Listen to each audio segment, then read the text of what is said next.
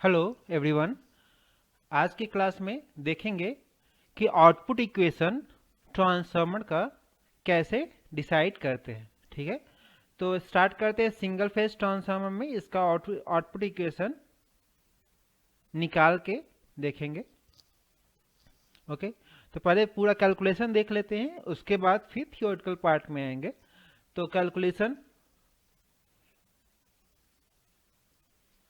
देखिए, normally equation जो होता है ये में फैराडेज लॉ या लेंज लॉ से अगर समझे, फैराडेज लॉ से, तो ये होता है induce EMF is equal to number of turns into rate of change of flux.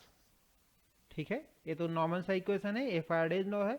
और अगर इसमें डायरेक्शन आएगा तो इसमें डायरेक्शन को इंक्लूड करना है तो यहाँ पे निगेटिव साइन आ जाएगा।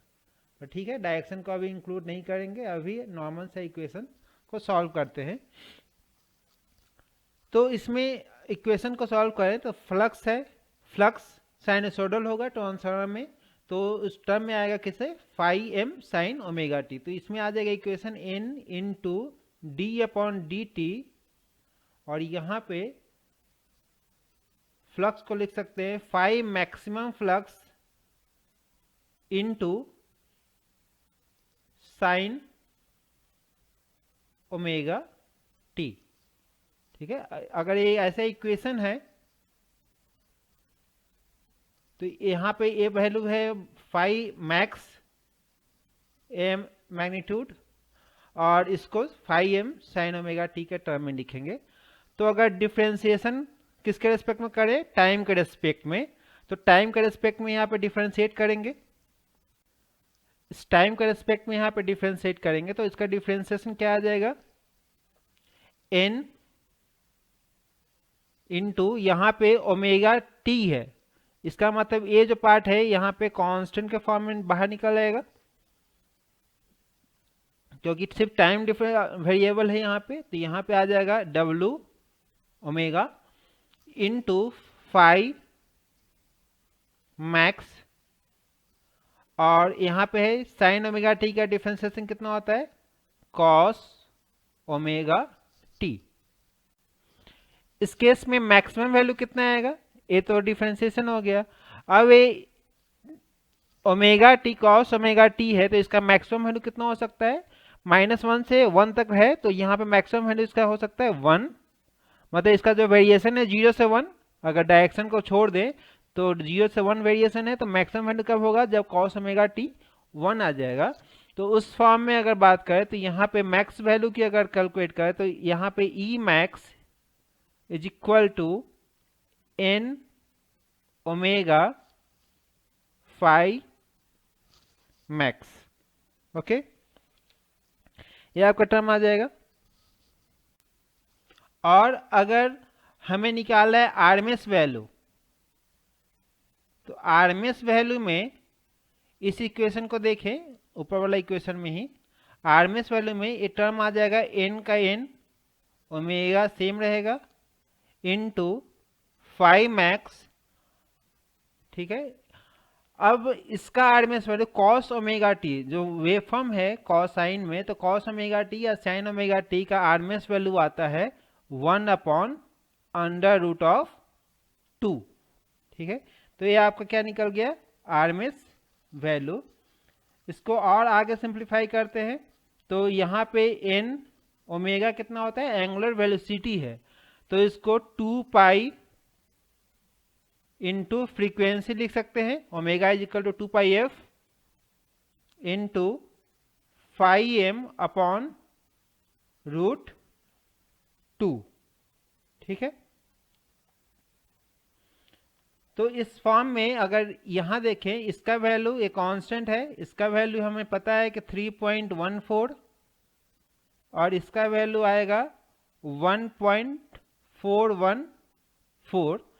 तो इस तीनों को अगर सॉल्व करेंगे तो यहाँ पे आ जाएगा 4.44, और बाकी टर्म वही रहेगा n into frequency into phi M. ठीक है, एक्चुअल में ये जो n है ये नंबर ऑफ टर्न्स है। देखिए यहाँ पे जब फैराडेज लोग कैलकुलेट करते हैं तो इसको नंबर ऑफ टर्न्स को कैलकुलेट करते हैं। एक बार अगर घूम के यहाँ पे आए, यहाँ से यहाँ तक, तो एक नंबर ऑफ टर्न से हो गया। तो यहाँ पे n है, n को actually normally number of turn से n, यहाँ पे इसको t भी लिख सकते हैं, जनरली बुक में रिफर करता है t के फॉर्म में कि कितने नंबर ऑफ टर्न्स है। नंबर ऑफ कंडक्टर्स और नंबर ऑफ टर्न्स दोनों में क्या रिलेशन है देखिए। अब मान के चलो कि वाइंडिंग ऐसे है, इस ढंग से है, यहाँ पे एग्जांपल लेते हैं कि एक को वाइंडिंग किए, इस ढंग से ऊपर गया, यहाँ पे गया, पीछे यहाँ से आया, फिर यहाँ पे आया।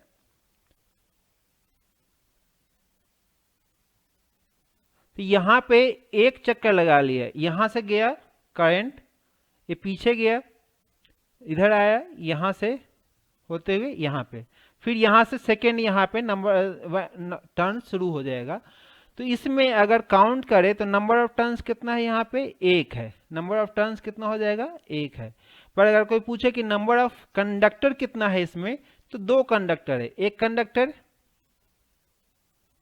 जो एक्टिव कंडक्टर है, एक कंडक्टर, और दूसरा कंडक्टर यहाँ पे, जिससे वोल्टेज बनेगा। इससे वोल्टेज बनेगा नहीं, जो वोल्टेज बनेगा तो एक कंडक्टर और यहाँ पे दो कंडक्टर। तो अगर कंडक्टर की बात करें तो यहाँ पे कंडक्टर कितना हो जाएगा, 2। तो इक्वेशन जो आएगा ईएमएफ का,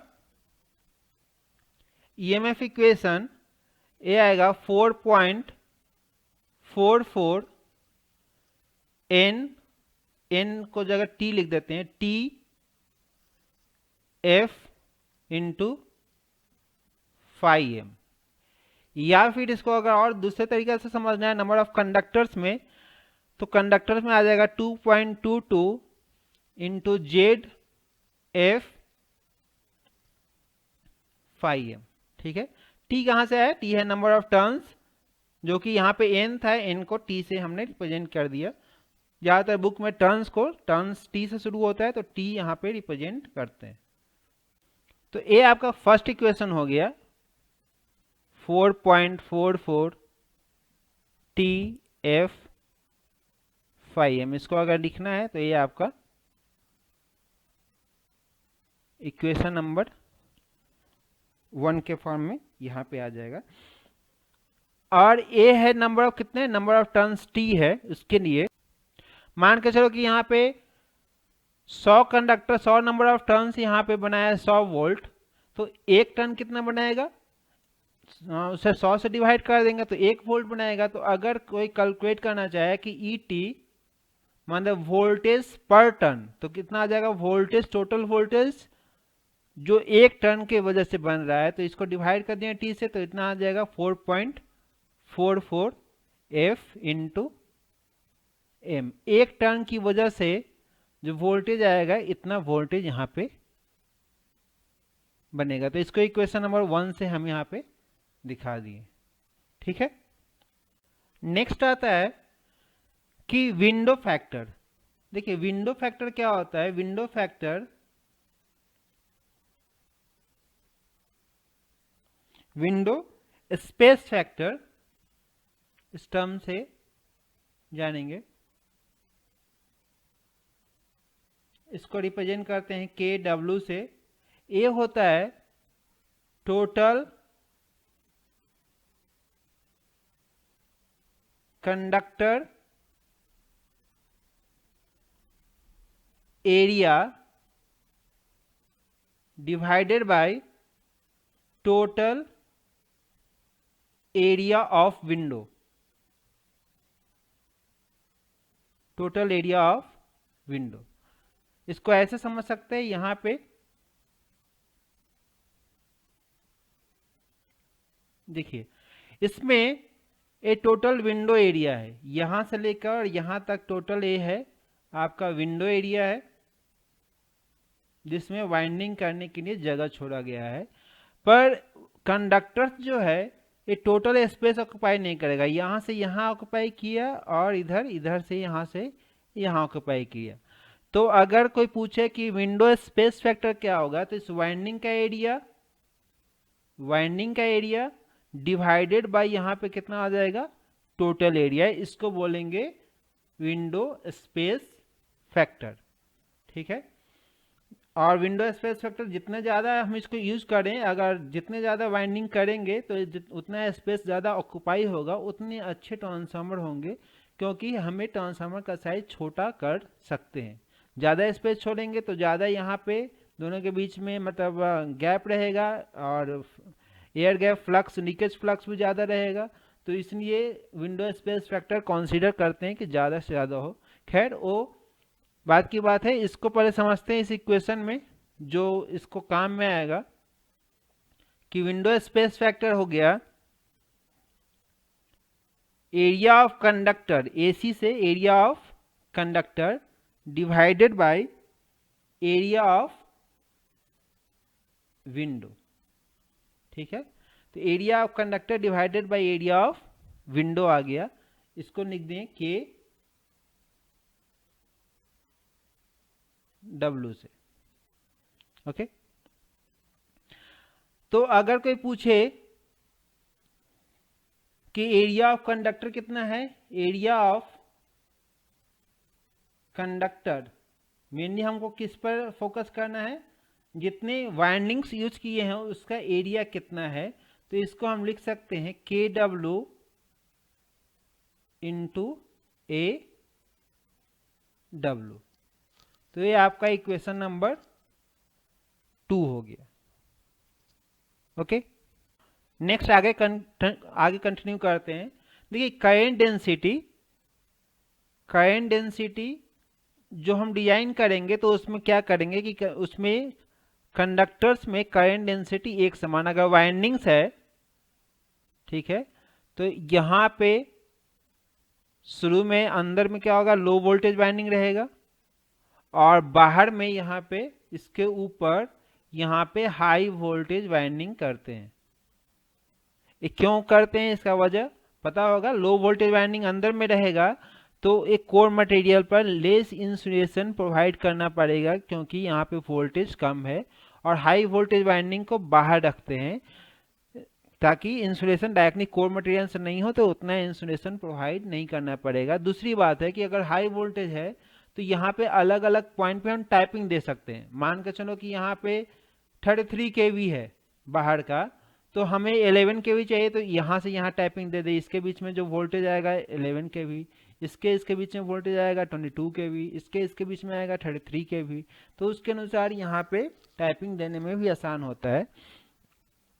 तो हम बात कर रहे थे कि यहाँ पे जो कंडक्टर्स होगा, कंडक्टर्स का थिकनेस उसके अनुसार यहाँ पे चेंज होगा। ठीक है। वोल्टेज, लो वोल्टेज वाइंडिंग, अगर रेड कलर वाला में देखें, इसमें लो वोल्टेज वाइंडिंग है तो इसमें करंट हाई होगा, ये आपको पता ही होगा। ट्रांसफार्मर में जिसमें लो वोल्टेज वाइंडिंग है तो करंट हाई होगा। करंट हाई इसका मतलब इसका थिकनेस ऑफ कंडक्टर ज़्यादा मोटा होगा। पर thickness of conductor, current density यानी कि current upon area, cross section area, ये दोनों में सेम रहेगा, या तो लो वोल्टेज वाइंडिंग की बात करें या हाई वोल्टेज का। तो इसको यहाँ पे देखते हैं, इस इक्वेशन में करंट डेंसिटी हमने सेम रखा प्राइमरी साइड में और सेकेंडरी साइड में। तो अगर इससे हमको कैलकुलेट करना है कि area of cross section of primary, तो इसका क्रॉस सेक्शन एरिया यानी कि ये वायर है जिससे वाइंडिंग किया हुआ है, तो इस एरिया को कैलकुलेट करें कि इसका थिकनेस कितना है। ठीक है। तो ये पाई आर स्क्वायर हो जाएगा। तो इसका अगर एरिया कैलकुलेट करें तो ये आ जाएगा current divided by current density, तो एरिया निकल जाएगा। उसी अनुसार सेकेंडरी का भी निकल जाएगा। अब नेक्स्ट पॉइंट में आता है कि हमें पता है कि एमएमएफ प्राइमरी में और सेकेंडरी में दोनों में सेम होगा। Flux N1 into I1 is equal to N2 into I2 होता है। अगर कुछ फ्लक्स जो लीकेज फ्लक्स है उसको नेग्लेक्ट कर दे, कुछ फ्लक्स तो लीक होगा, तो इसलिए यहाँ पे मान कर चलिए यहाँ 100 है तो यहाँ पे हो सकता है 99 हो। पर अगर उसको नेग्लेक्ट करते हैं लीकेज फ्लक्स को, तो ऑलमोस्ट सेम रहेगा। तो N1 into I one is equal to N2 into I two. तो सेम चीज़ यहाँ पे किए हैं कि एम्पियर टर्न जो होगा वो सेम होगा, मतलब प्राइमरी करंट I1 या IP into number of turns primary side में TP is equal to IS into TS। Okay, next point में आता है आपका कि टोटल कॉपर एरिया जो वाइंडिंग किए हैं, तो वाइंडिंग का उसका एरिया कितना होगा। तो कॉपर एरिया प्राइमरी साइड का plus copper area secondary side का, दोनों को हम सम कर दें। इसका मतलब ये है कि देखिए, अगर मान के चले एक वायर यहाँ पे है इस ढंग से, दूसरा वायर यहाँ पे है इस ढंग से, तीसरा वायर यहाँ पे है इस ढंग से, बहुतों वायर होंगे। तो अगर इसका एक का क्रॉस सेक्शन एरिया निकाल दे, मान के चलो 1 है, तो अगर हमें टोटल एरिया निकालना है तो कितना हो जाएगा 1 प्लस 1 प्लस 1 प्लस 1 प्लस 1। ठीक है, तो कितना नंबर ऑफ टर्न्स कितना है 1 2 3 4 5। इसका लिख सकते हैं कि नंबर ऑफ प्राइमरी टर्न्स कितना होगा 5 into cross section area primary conductor. एक कंडक्टर कितना है 1, तो कितना लिख सकते हैं टोटल एरिया के यहाँ कितना हो जाएगा 5। तो वही चीज़ की है, number of primary turns into area of cross section primary का हो जाएगा। और ऐसे सेकेंडरी का वाइंडिंग का देखेंगे तो सेकेंडरी वाइंडिंग में यहाँ पे secondary turns into number of cross section. ठीक है, तो यहाँ पे number of turns into cross section AP। और अभी हमने निकाला था AP और AS का वैल्यू निकाला था यहाँ से, AP और AS का वैल्यू यहाँ से निकाला था। इसको पुट कर देते हैं यहाँ पे, तो इसको पुट करने पर क्या आ जाएगा, ए टर्म आ जाएगा, AP का value current divided by current density, और यहाँ पे current divided by current density, तो इस फॉर्म में आ जाएगा। ठीक है, अब यहाँ पे हमें पता है, अभी हम डिस्कशन किया कि number of turns ampere turns दोनों में सेम होता है, मतलब N1 into I one is equal to N2 into I two, अभी हम डिस्कस किए थे। तो यहाँ पे सेम चीज़ है कि primary number of turns into a, तो इसको क्या लिख सकते हैं AT के फॉर्म में लिख सकते हैं। और सेकेंडरी में भी इसको मान लेते हैं 80 है, तो यहाँ पे सेकेंडरी में भी इसका कितना वैल्यू आ जाएगा 80, तो यहाँ पे 80 आ जाएगा एम्पियर टर्न्स। तो इससे अगर कैलकुलेट करें तो कितना आ जाएगा 2 times 80 divided by current density. Okay, यहाँ तक कोई दिक्कत तो नहीं होगा, अगर होगा तो कमेंट बॉक्स में यहाँ पे आप कमेंट कर दीजिएगा।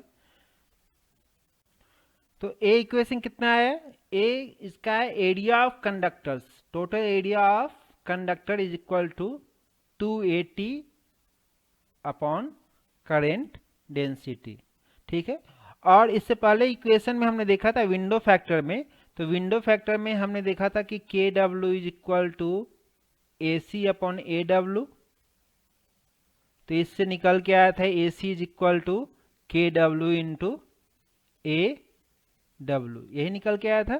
तो यहाँ भी AC है, तो इस AC के फॉर्म में हमने लिख दिया क्या KW into AW is equal to same यही वाला इक्वेशन 280 अपॉन D।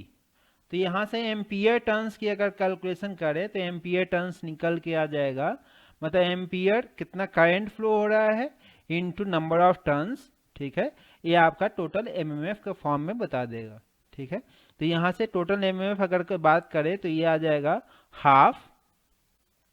ये कैसे निकला, यहाँ से 2 इधर गया तो हाफ हो जाएगा, और यहाँ से डेल ऊपर जाएगा तो मल्टीप्लाई हो जाएगा, तो half into KW AW into D यहाँ पे आ जाएगा।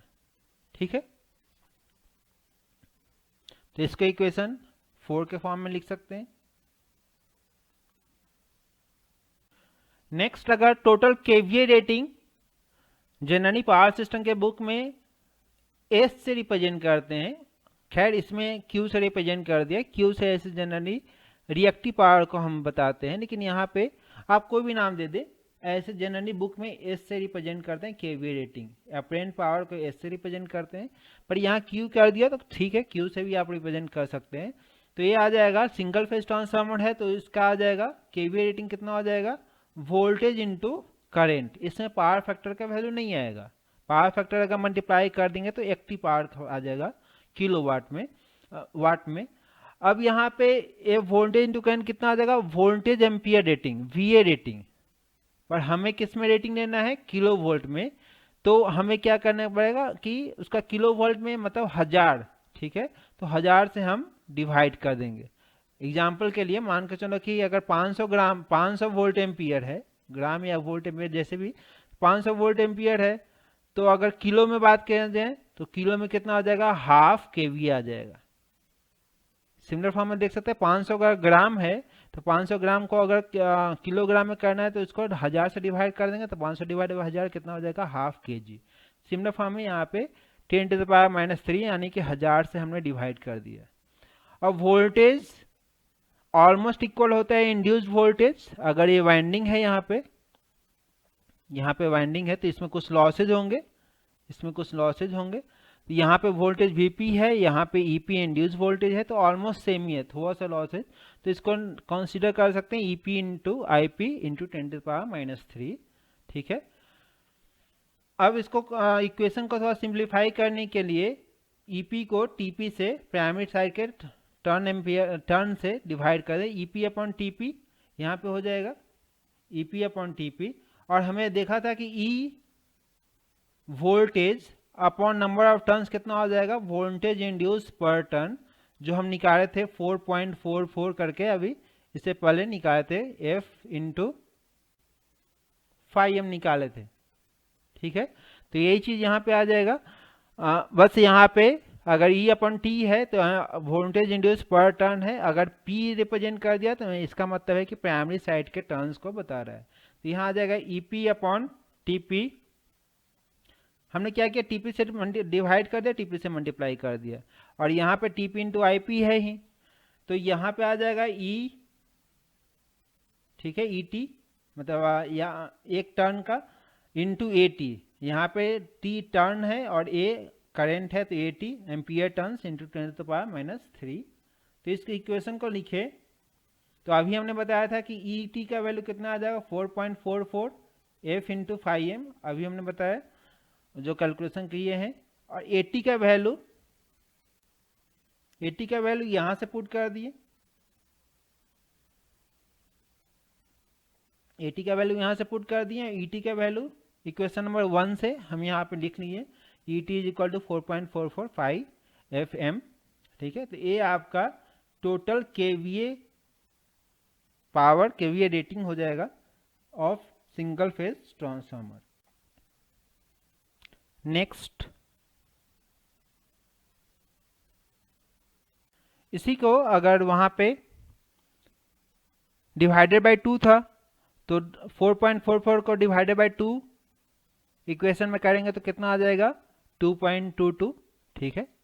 और यहाँ पे फ्लक्स है, ये फ्लक्स है, तो फ्लक्स हमें पता है कि फ्लक्स डेंसिटी होता है flux upon cross section area, जितने में कोर मटेरियल में जितने फ्लक्स का लिंकेज है, तो कोर का यहाँ पे क्रॉस सेक्शन एरिया यहाँ पे आ जाएगा।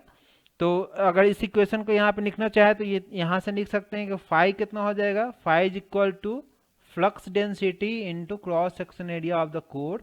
तो इसको यहाँ पे पुट अगर कर देंगे तो यहाँ पे आ जाएगा 2.22 F इंटू 5M की जगह पे B इंटू ए पुट कर दिए और ए इक्वेशन। तो ये फाइनल इक्वेशन आपका आएगा इक्वेशन ऑफ ट्रांसफार्मर, ठीक है।